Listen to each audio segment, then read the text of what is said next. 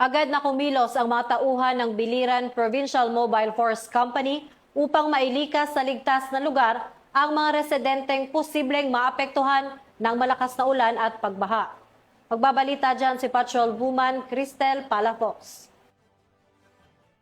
Ay na sa katuparan ng mga tauhan ng Biliran Provincial Mobile Force Company ang preemptive evacuation sa mga residente ng Biliran at karating na lugar na labis na napektuhan ng Bagyong Uwan nito lamang 8 at 9 ng Nobyembre taong kasalukuyan. Sa pamumuno ni Police Brigadier General Jason L. Capoy, Regional Director ng Police Regional Office 8 at sa pangunguna ng Biliran PMFC, katuwang ang MDRRMO, PCG, BFP sa naturang lugar, mabilis at alerto nilang naisagawa ang preemptive evacuation. Ang pinagsanib na pwersa at pagsisikap ng mga kapulisan at iba pang kawani ng gobyerno ay nagtiyak ng kaligtasan at seguridad ng mga apektadong pamilya sa pamamagitan ng maagang paglikas at pinatibay na kahandaan ng komunidad laban sa Bagyong Uwan. Layunin ng hakbang na ito na magbigay ng taus-pusong pagseserbisyo para sa kaligtasan ng bawat mamamayan, lalo na sa panahon ng kalamidad. Palaging pinapalalahanan ang publiko na makipag-ugnayan sa mga kinaukulan kung kinakailangan ng agarang tulong at patuloy na makinig sa opisyal na abiso ng lokal na pamahalaan. Mula dito sa Eastern Visayas, ako ang inyong PNN correspondent, Patrol Woman Palafox, alagad ng batas, takataguyod ng Balitang Pulis.